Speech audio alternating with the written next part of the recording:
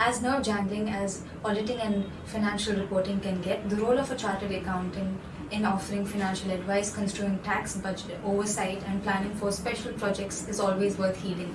To learn more about the prowess of a CA in helping clients with their finances, be it conundrums related to debt, financing, equity, or investments, we have with us today Shrivatsa Bhat, as co-founder of the APSB firm and member of the Institute of Chartered Accountants. Thank you, sir. Hi. Thank you for obliging to do this. Hi. It's my pleasure. Okay. How does one qualify to assume the role of a CA? So in India, we are governed by the Institute of Chartered Accountants of India. So it's a short form for ICAI. It's set up by a parliamentary act in 1949. So they have a detailed step-through process where you can clear three parts of exams, like the foundation, intermediate, and the final exam. So once you clear the final exam, you can apply for the membership certificate. That's how you clear the CA exam. So from there you have options to either pursue your employment in a company, corporate, or audit firm, or start a audit practice. So did you have an arduous or riveting time clearing the exam? It was a mixed emotion. So I seriously liked my training, my articleship, and I had a passion for And commerce. as I recall, you cleared it in your first attempt. So there was enough support from our seniors. We had enough resource materials available. So it was a tough time. It takes a lot of effort, a lot of planning, strategy, since it is a competitive exam. But yeah, it was worth as it was done. And at least 10-15 years back, we had more number of papers to clear. They have reduced it to 6 papers as of now. So it's less tedious for all the aspirants. That is what every senior batch has to say. Yeah. Okay, so what does it actually take to burgeon the impeccability of offering financial advice and presenting financial reports and audits pedantically? Okay, so if I have to give a bird's eye view of our practice, what we do is we do not have a specific product for everyone. So we cater to each client or customer's requirement. Okay, so let us take an example of a corporate. So a corporate will require their financial statements to be done as per the act or as per the law, as mandated in the Corporate Affairs or as per the Income Tax Act. So there we'll have to be very particular about all those disclosures, or complying with the rules, acts, whatever it is. And we are answerable or accountable to all the stakeholders, be it the bankers, government, the tax departments, and end of the day the investors and the users of the balance sheet. So what we do is we customize our approach according to the client. So if it is a non-corporate entity, let us say a small individual coming to a smaller city like Mangalore, a tier 2, or we can say a tier 3 tier 3 city, we do not have a lot of corporates. We have non-corporates or small limited liability partnerships or partnership firms, where we do not have to dwell too much into the accounting standards. It will be more of personal finance advice, or how they can manage their working capital. So that is how we gain experience through talking to each client, or we will have to take their business as our own, what decision we would take at that moment. So our technical ability will help their decision making end of the day. So we put in our technical assistance, then they take their decision making as per their experience or as per their SWOT analysis. But when you meet with discrepancies, how do you surmount it? Discrepancies in what form? Like like you are telling? In construing a report, perhaps, or accounting. So you are telling if there is some or let us say there is some difference of opinion. Or an error in your report. How do there is a set procedure how we are supposed to go about it. Like see, if you have a small error which they have, they are in ultra virus of an act or an small provision. So depending on the scale of the error, we have a set rule how we are supposed to report. So it could be a serious offense, then we are supposed to directly report it to the government. And coming down to the smallest of the error, we can just inform and get it rectified in the books of accounts. So the scale of the error will obviously will affect our reporting. How do you corroborate with your clients who are non-financial stakeholders in deliberations and assist them in complying with financial decisions? Coming to compliance, let us speak just keeping Mangalore in mind. Okay, compliance is a major issue in a tier 3 city because businessmen don't want to invest heavily on technical and admin stuff first thing. Right. Because they are doing break-even business, they are doing medium day-to-day business or a trading business where they are happy to do the smallest of the compliance. They can do it day-to-day, but whatever government requires, they are not aware of it, first thing. Second thing is, it is just a recent trend that they are investing on such stuff or ERPs or softwares.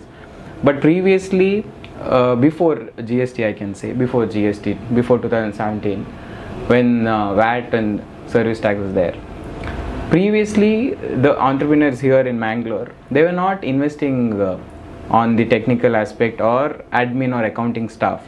So we as chartered accountants had a very tough time putting these compliance systems in a client's place, at a client's place. Thing is, it's always hard to persuade them to, because we are supposed, at the end of the day, we are supposed to issue reports as per the guidelines, and they are not aware of all the rules. They are it is always a difference of scope in our mind. See, as per us, we are just statutory auditors. We are not enablers. Government is expecting us to enable we are looked as the enablers.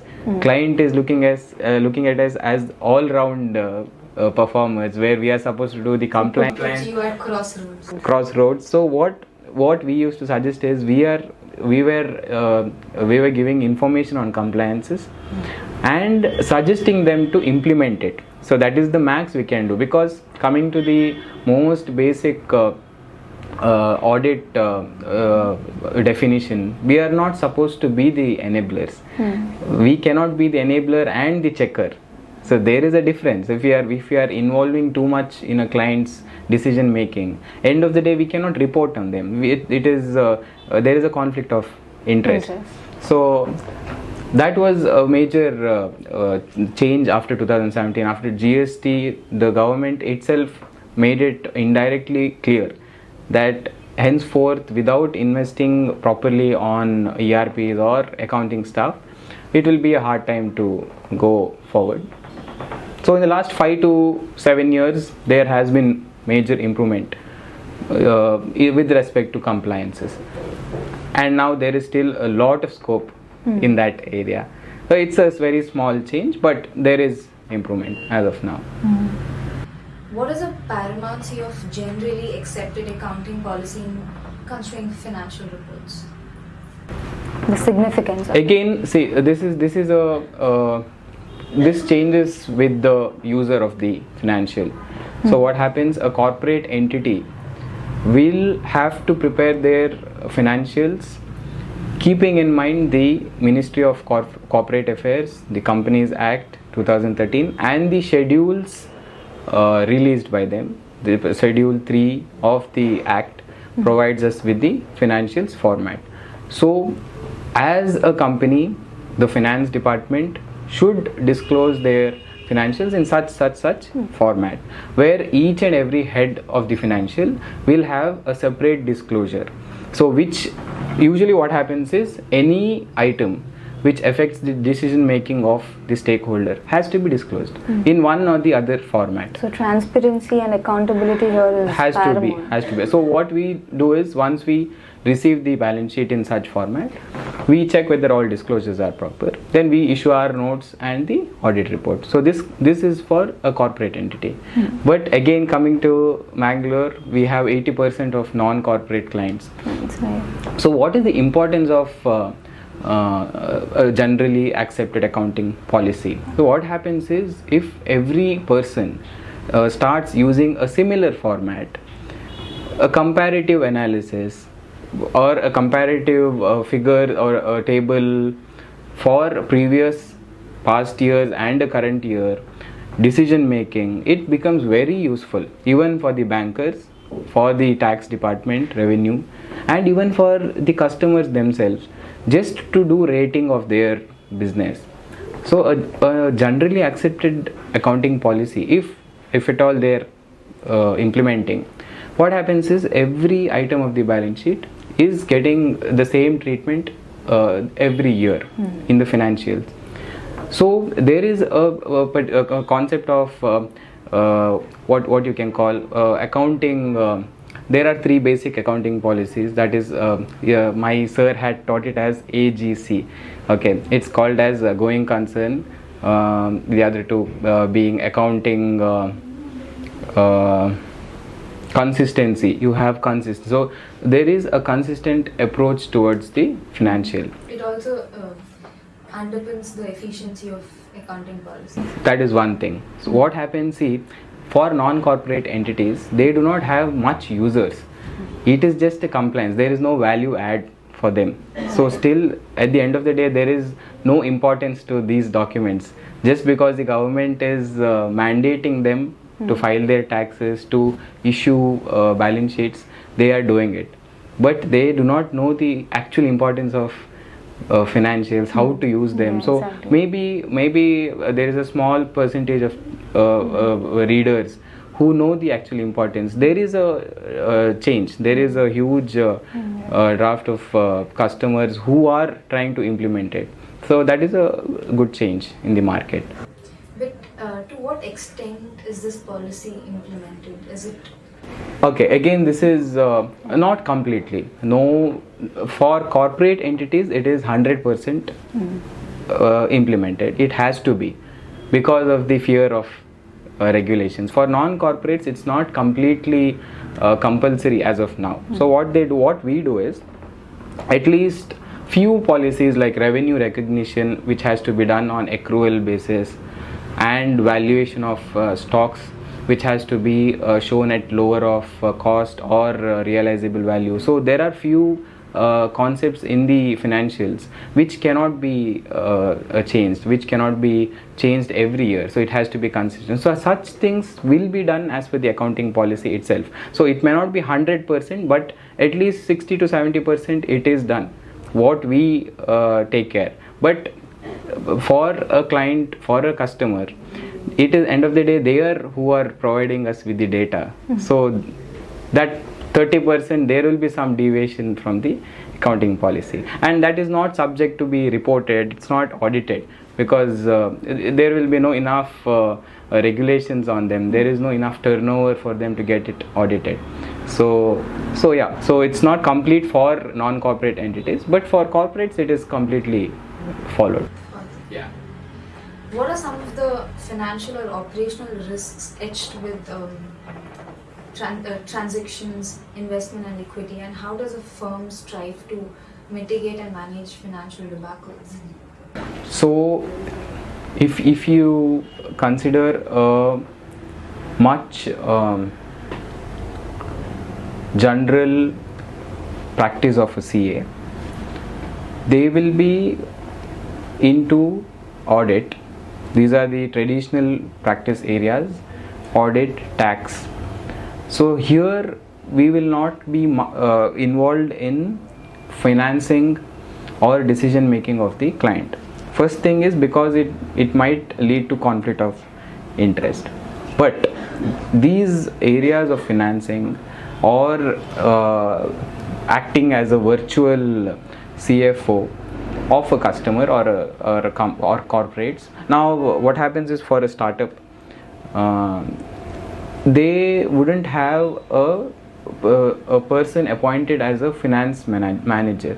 So until they have enough revenue, they will appoint these consultants who can work as virtual CFOs. So it will save them some cost, and they will have expert opinions on things. So these are the new areas which is coming up in the industry. Now how do we provide our service to such to cater such areas, and how do we mitigate risks? Coming to that, first thing is, if we are associated with such clients in areas of audit, if we are providing them audit and assurance services, we are not taking up consultancy services at all. So there is a clear bifurcation of services, because we cannot be giving consultancy services all around the year and audit the same books. So it's like, who does that for you? They have their own consultants. Okay, right. so either we give either we give consultation, or we do the auditing. So if we are not the auditors, we can take up their internal audits or the management consultancy, where the question of financing and other decision making comes. So you corroborate with consultants and deal with Yeah. So it can be done through a network of firms where the complete package of audit and the consultation happens through the same company, but it is not through the same firm. Right. It can happen through a same group, but not the same firm. But how to mitigate the risks associated with the finances? And so there is no particular answer, a set answer for each and every client. What happens is, each and every person will have their own requirement. They have their own problem. So what we do is, we have a chart. So there will be a chart of what is expected, what is the scope, how to provide a solution, what are the risks associated with it, so what can go wrong. At the end of the day, decision making happens from the management itself. So we are here to provide our consultation and just the options and what can go wrong in each of the options. So decision making, end of the day, is from the management. So what is the if you ask what is the mitigation policy, it will be the agreement between us and the client, where we mention our scope clearly and what we are entitled to, what we are restricted to, and apart from that, we are not accountable. So that is how we safeguard ourselves. Secondary, how to safeguard the client and their finances. We provide them options. Like I told, we take the inputs, we do process of all the existing options, we calculate what can be done, provide them with the scenarios. End of the day, again, decision making is from their end. Right. So it leads me to my next question. Has there been a situation where you were propelled to turn down a client upon discerning their business discrepancies or fallacy? Okay. No, not because of their business activities or because of illegal. And I get where is this coming from. It's not because they are doing some illegal activity. We have turned down because of conflict of interest, because the regulation doesn't allow us to take some kind of audits. We have turned down because what happens is, under the Institute of Chartered Accountants of India, there is something called as peer review, where our co-firms, our colleagues come and review so we have to get our firm audited also. So we are not supposed to blindly accept all the audits. We have a audit acceptance policy. So for every customer or every client we take in, we have to make a table. and we have to do background verification of every person. So if we find something not in line with our policies, we cannot accept. So there is a strict policy to You all are accept. quite vigilant when We it are, comes to we are, and every CA firm is vigilant in that. If you go to see a big four, they go up to 10 pages of Google search to check the background of the customer. So we will not do such search, but that's how strict it is, because we are associating with that person for the future. Plus we will have to see if they are competitors of our existing customers, whether it will affect our existing clients' business, because we will be handling finances of both the clients. So such decisions will have to be taken. So I have not turned down any customer because of their Right. business That's- activity, that's- but other decisions have been considered. Yeah. I'm glad that you got the question because I obliquely Yes, read yes. it. Yeah. Yeah. No, but here in Tier 3 city like Mangalore, there are no risk takers. Most of them are compliant. Maybe here and there they try to plan. I can't tell you it. Plan for their taxes, but very few risk it by going for illegal businesses. And I have not come through as of today.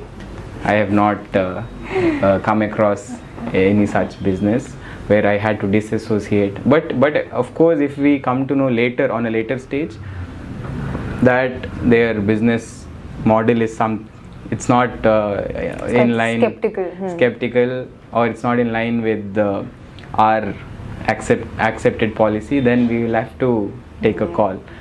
Plus we are under the money laundering regulations also.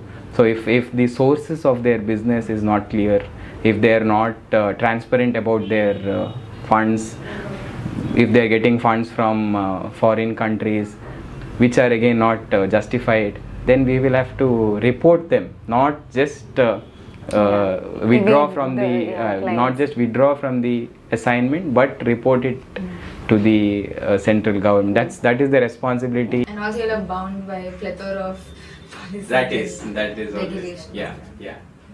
Yes. Well, I wish you the best of all philanthropic endeavors, and I'm ardent that the audience will learn just as much as I did from this riveting conversation. Thank you for your time. Consideration. Thank you so much. It was nice discussing these topics with you. All the best to all the listeners.